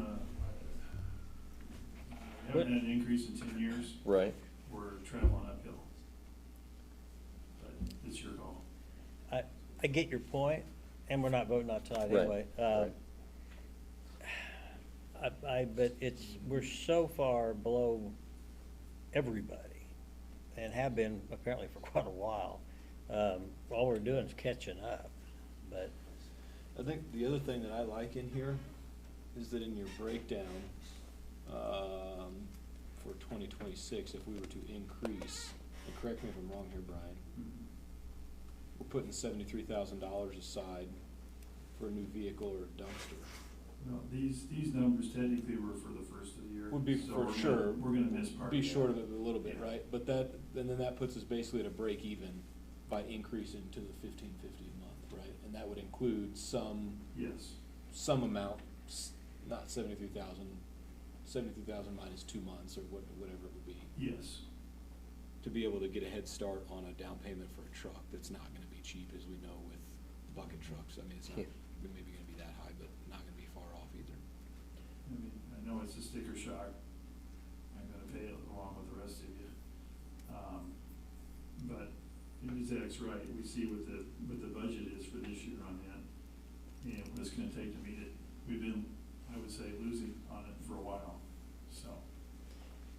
The other option with going this route versus going with Nisley, which I appreciate their price and them coming out, but this will also be keeping the employees that we had, which we were planning on doing, and then that's covering, the income from this is covering part of their wages. Yes. Versus switching to an outside firm. If we didn't let any employees go, then we would still incur their expense, their wage expense for the year, without any revenue generated to cover that from what we'd be looking at with that. Our residents still paying $15 a month either way. Right. So, even though we're paying more and we're paying that full amount that we would have been with Nisley, we're still benefited, I feel like, by paying part of our employees' wages that keeps the money here.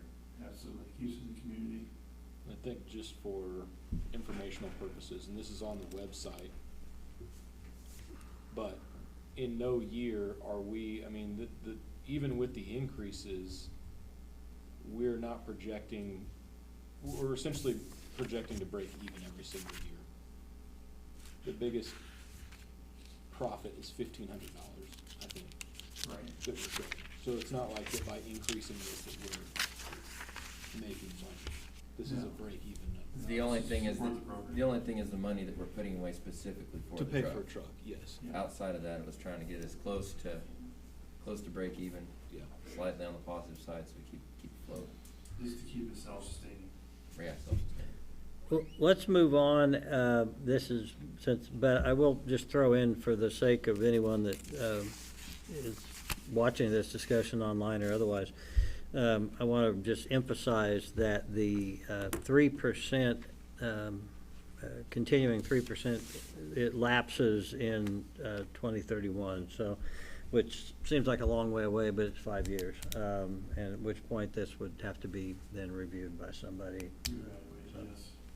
Okay, let's go then to fee recommendations with regard to permitting. James and Brian. These are the numbers on your handout here. They look like this, are the same numbers that James proposed last October in our study session. We didn't do any adjustments to that. The whole purpose to looking at reevaluating the fees for permitting, et cetera, is to try to bring it up to where, kind of like our refuse service, we're trying to get it to pay for itself. You can see we've got several comparisons with other entities.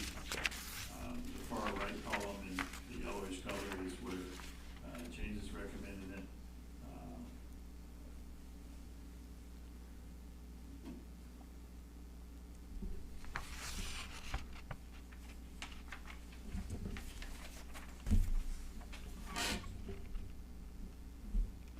These fees only affect those who wish to use the service.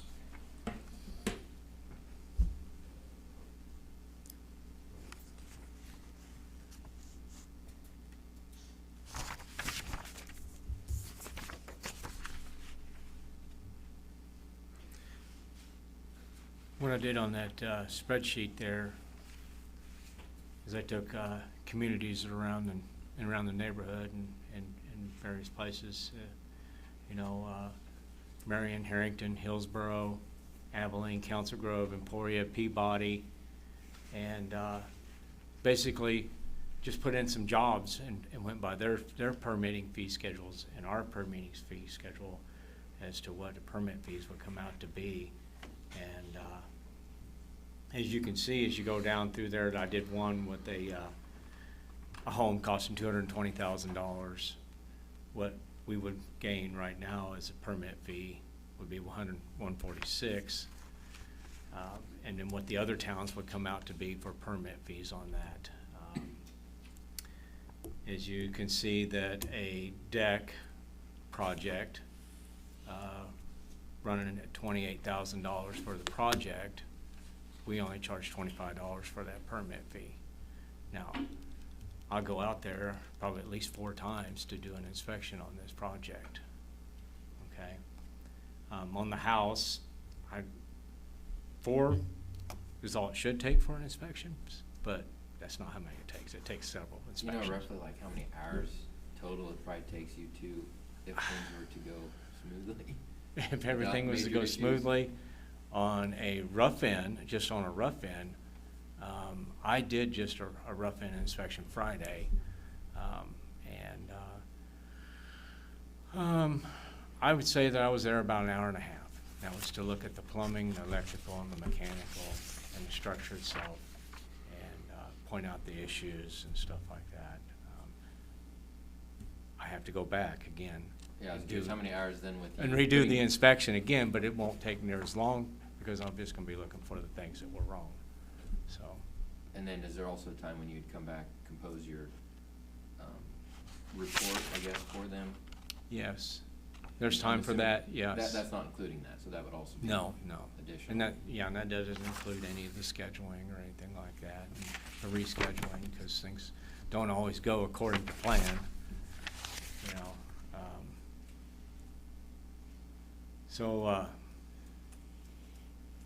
And then I just broke it down for a simple carport, $2,400 project, you know, what the other municipalities in the area are charging for something like that. And I did the same for electric. Right now, we, someone pulls an electrical permit, it's a $25 fee, no matter how big the project is. You know, I might go in and look at, like when the Marion County Health Department, that was a $25 fee for the entire electrical project, and I probably did, I don't know, 5, 6 inspections on that project for electrical. So like on your proposal there, like just say on the electric, since that's where you were at, when it says with $4 per $1,000, so then when they fill out a building permit, do they have to put what the estimated, like what that electrical bid is? Is that how you Yes. arrive at that then? Yes. It's based off of what they turn in? Yes, yeah, Gotcha. and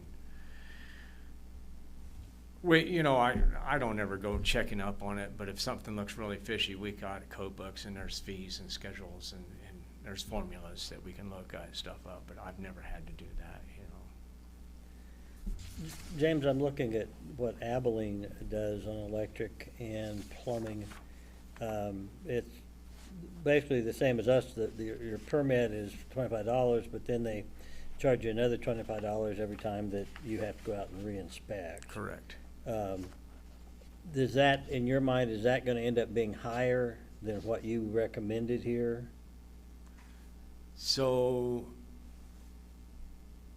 for a simple Oh, project. so wait, I'm sorry, base fee of $25, then you're putting on, let's say it's a $10,000 project, there's another $40, and then what's that last $25? For required inspection. So you're getting them, you're doing the same thing Abilene is doing, but you've got that $4 per thousand Yes. in there as well, okay. Yeah. I think you're looking at that one electrical project there for 10,000. You No, know, there would be 2 inspections involved in that, yeah. Yeah, I pulled the 10,000 out, but I see you got it over here, I would just came up with a number I could do the math on. Oh, okay. And that proposed fee, I just, you know, $4 kind of fit us in the middle of the other municipalities. It doesn't have to be 4, it could be less, you know. It works really good when it comes to figuring out permits. done the Council Grove way, the itemized way, it's kind of difficult, especially when the contractors want to give an estimate on a project and they can't even figure out the permit fees for themselves, you know. But when you got, so it's a simple way to figure it up, they can include that in their bid, what the permit fee would be.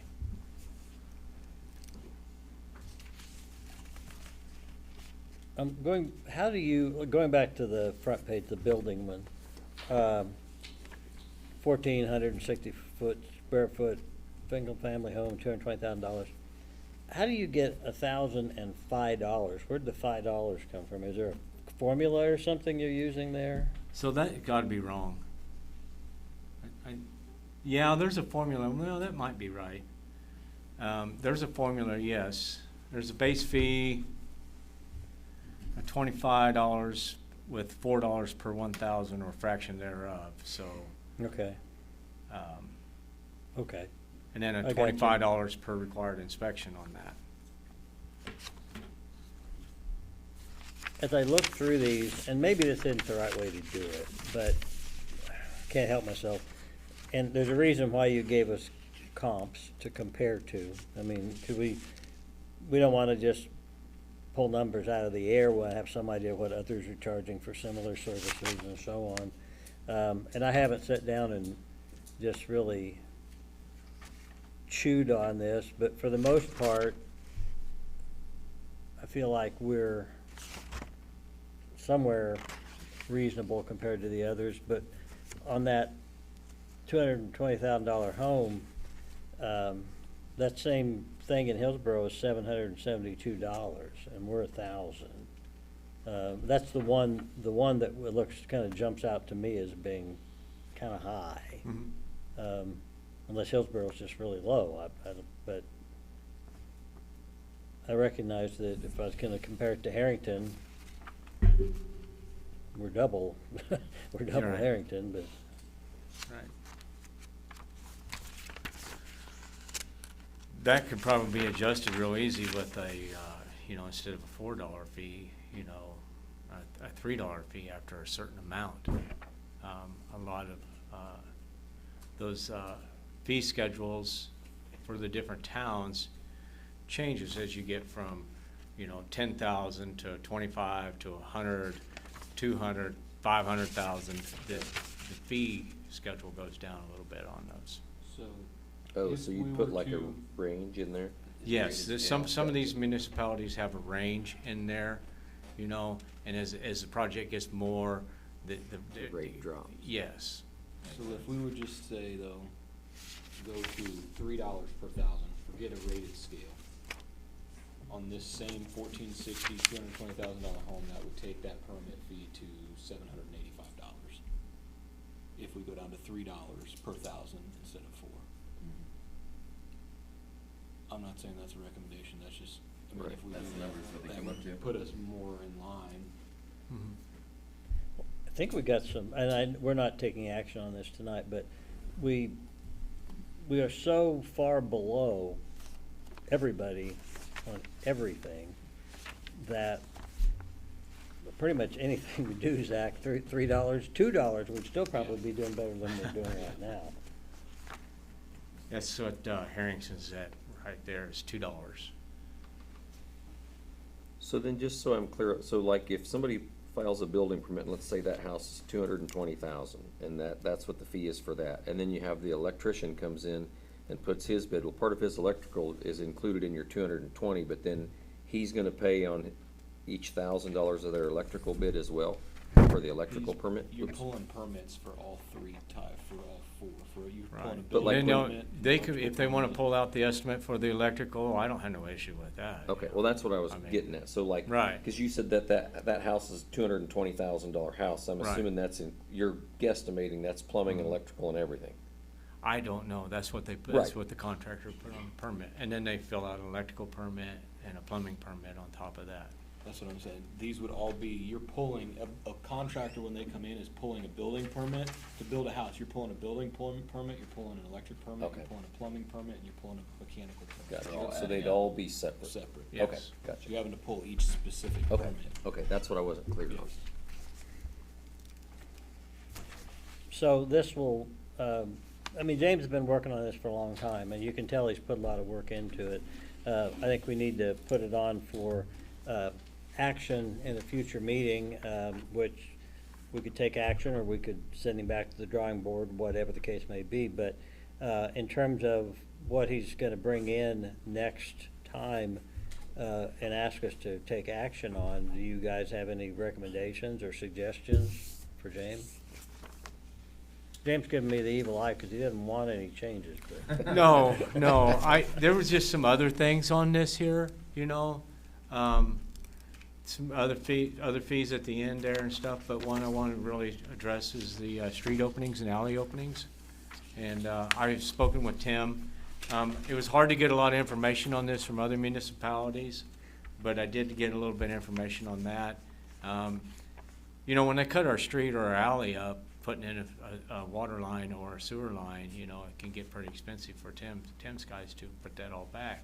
So there was a way to figure it up, and we had $200 per opening, and the alleyway was like, okay, well, if you're so long and so wide, well, okay, no, if you get a little bit wider and a little bit longer. So the contractor really had to know how wide it was to pay for it, so we just kind of come up with just $100 flat rate. But speaking with Tim, also, that, you know, that fee plus what it costs for the materials to fix that also. It was suggested, so I kind of want to put that on there next time, Define too. for me, when you say street opening, when I saw alley opening, I didn't actually notice street opening. When I saw alley opening, I probably stupidly thought that meant, well, we're creating an alley for this house that wasn't there for. You're talking about we're Where they cutting dig it it up for getting lines in and that sort of thing. Yes. Okay. Yes. And that's different than the curb cut. That's another different. It's a thing. different thing, yeah, Where you're and actually we cutting probably the should curb have. So you can drive into the. Yeah. Yeah. It's different. And that's how I was looking at it, yeah. So will it make it difficult for contractors not knowing what that cost of material would be? Or, I don't know if it's always like an estimate or something, would that be difficult for them knowing? It would be difficult for them to pay up front on that, not knowing, yes. So I don't know if there'd be a range or up to, or. Because sometimes, a lot of times when these here kind of things come in, it's kind of like, okay, we're digging up the alley or we're digging up the street because there's an emergency. There's somebody with no water or no sewer, and, you know, trying to calculate all that stuff, you know, so it's just a flat rate. But, you know, if there's materials that we have to put back in there and stuff like that, it'd be something we could build back later.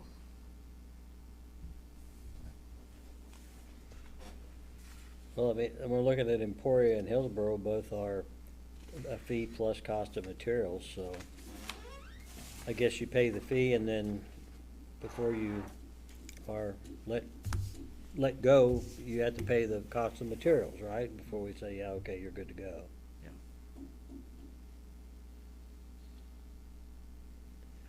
Any other questions for James, or recommendations, suggestions? Just looking at the numbers and deciding if you wanted to go with. Is there any more information you guys want for next time, or? Pretty. Yeah, Pretty well laid out for us to stay up at night and read about. I wouldn't mind if I mean, you've already got all this done, where you've got $4 per 1,000, I kind of like Zach's idea of 3. I think it brings us back a little bit. I don't know if you'd be willing to do the math, you know, maybe have to. I can do that. I can do that. Okay. For the next time around. I got room there on the spreadsheet. I can just bump over a little bit and do the math on that there and see where it comes out. Anything else, anybody? Okay, thank you, James, appreciate it. Yep. We'll bring that back in 2 weeks. That's up to you guys. I mean, if James needs more time, he can, I mean, he's, Unless unless we wanna build something, then we should get on it now and put it off and put it off. It's so cheap, right? Right, yeah. if you wanna Better get build. your permits in. You gotta Permits now. put that man shed out in your backyard, We'll see. All right, council member comments and concerns. Let's start with Mr. Collett. Something I just kind of thought of tonight as we were, because it got brought up on 2 different occasions. I think we ought to come up with a list of similar communities around that we use for comparing, right? Because like you'd come up with a list of communities around that we compare. James had a list. 2 or 3 of them are the same, but 6 or 7 of them are different. If we make a list that we approve, then we're always, instead of picking and choosing, Like comparisons. right, we're always comparing ourselves to the same set of communities. I think it would be more than just, in my mind, it's more than just geographic. It would be geographic, population, I don't know, like maybe median household income or something, trying to figure something that would be a ballpark. I was right, population, location, tax base. You know, a mill right here is getting to 17,000. A mill in Hillsborough gets a heck of a lot more than that. That sort of thing. Just a thought I had, so that we're always comparing instead of it being different community. I don't know. Right. Maybe it doesn't make any sense to do that. I kinda like it. Yeah, I think you can, if you look around the state, there are, you know, we're not unique in terms of our size and that sort of thing. You can't necessarily equate, you could find some other town that's 2,000 people that's, you know, like right a part of Wichita or whatever. Well, that's not comparable. Right. But something that's a standalone city, that kind of thing, play around with that. That's fine, yeah, I mean, it gives us a specific goal that when we do our research, That's- yeah, I think- consistent information. And I'm not saying that anyone did this, but instead of then being able to pick and choose communities that's like, oh, well, this fits the point that I'm trying to make, you're just looking at the set of 7 communities for everything. So I'm hearing you say that that's what James did? Yeah, that's what I'm saying. We thought we were a little more scientific. I just want to know, I reported on 100 of the towns that I looked up for the prices. I didn't leave anyone out. I was On the gonna price ask of the trash. I was gonna ask you where Anthony came from. You had A personal Anthony was- connection. Okay, all right. That shared what theirs was. If you go That's to, why. what county is that? Shared, I don't know. No, Anthony, it's, the county it's in is very similar to Harper Marion. County. Harper County, because there's Harper and there's Anthony. Yep. And it's very similar to Hillsborough and Yeah. Marion. So it actually was a good job. Thank Come you. on. Oh, Appreciate it. Here we go. I was just gonna mention a couple things. Yesterday before it started raining, Judy and I just went on a little drive and went, one of the places, we were going around the cemetery looking at lots that might be ours in the future sometime. And I noticed that, all the greenery, I don't know if I call it evergreen because I don't know what it is, but it all been trimmed up. If you haven't been through there, it looks really good. You do that? What's that? The trimming on the trees out in the cemetery? It looked really good. Especially coming up on Memorial Day. I thought that was a good deal. With regard to, I'm just gonna let the council be aware that I have given Brian and Janet an ultimatum. We've got to get that 3rd position in that office filled. It's been sitting there, it's a year now.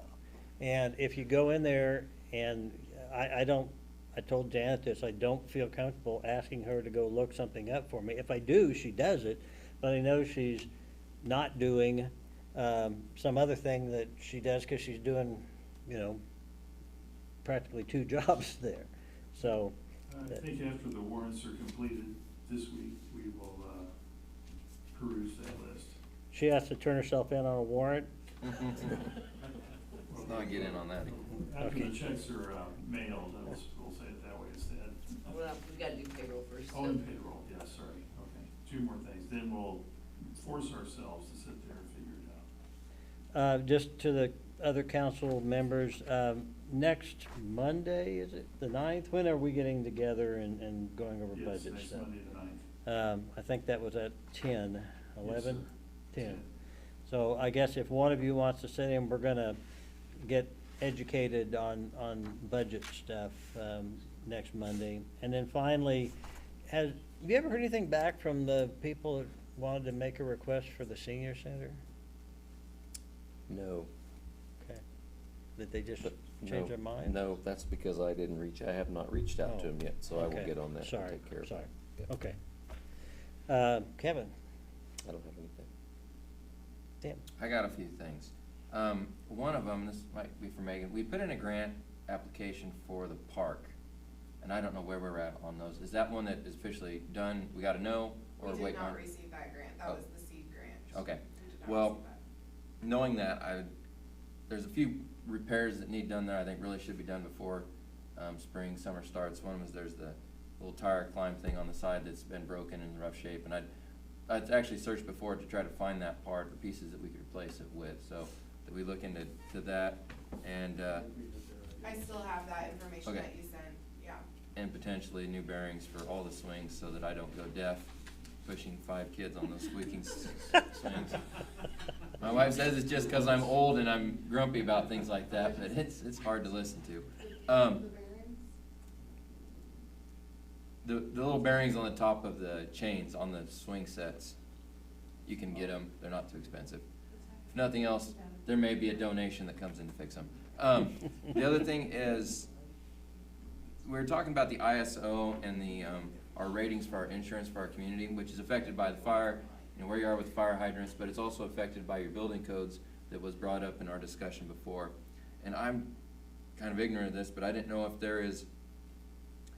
if we get a report stating like where we are at to the city, or if you can go to the state insurance commission or something to look at where's our report, where we're at, and look at if there's some major things that's keeping us, or maybe some minor things that could kick us up into the next level. I know that's gonna take some work to figure out, but I didn't know if I've never dealt with that. The breakdown, if I remember what I've been taught by James, is, the code is within 6 years, it's your best rating. We get to count building codes if we're within 6 years of the current year we're in. If we're not, then we don't get to count them. Does that take us up to a certain code, or it moves us up a code? Which, I mean, it's affected by a lot of different things too, but I didn't know how that affects that ISO rating. So the 2021 we count right now, and then 2024. So for instance, we're at a 5 ISO rating right now. Would that potentially move us up? It would definitely help us. Okay. Because right now, it's not being counted at all. My whole point of this was looking at if we could see where we're at and have like a report of what's keeping us in certain ratings, and if there's some thing that was actually pretty minor to change that can make a drastic difference on our ISO rating, it'll help, residents with their insurance. So, just something to look at in the future. We can ask what the bump would be. Yeah. In our ISO score. So. And I don't think, correct me if I'm wrong, for anything, not necessarily just the building codes. No, just I'm talking in general, across are the there board, things like- that we can do? If there was some minor thing that the fire department has to have that would just kick us up one more notch, it's like, great. We can ask what the factors are that affect the score. Something that costs us $2,000, but it's gonna affect over Yeah. $10,000-$20,000 in insurance for the community. To me, it would be a good thing. The next thing is, and I'm ignorant of this, and I could have researched a bit. Do we have is there a fee or a schedule that's involved with the fire department if there is a fire? Is everything just, there's zero expense to anyone for any fire-related event? Or is there like a fee schedule, or how does that work when you do go out on a call within the community? There is no schedule. There's no schedule, and I don't know if it's typical or common, or if it's just how it is. I was just curious how. We how that build works. the townships every quarter. You do build the townships per run? Okay. Covers the labor. Well, I was just also checking, see if we did have fee schedules, if we did have fee schedules like that, if those are also current and up to date, or if we're way behind, just like we were on the building codes, just if those need to be reviewed or not, so. We'll take a look. We're still looking at other things. Margot's been out a little bit, so I haven't got back with her on where her zoning fees are. If they think there needs to be some improvement there. We looked at cemetery, I think we thought no change on the cemetery fees, that they're sufficient right now for what we're doing. Tim, And I'm not proposing we charge people to go put their fires out.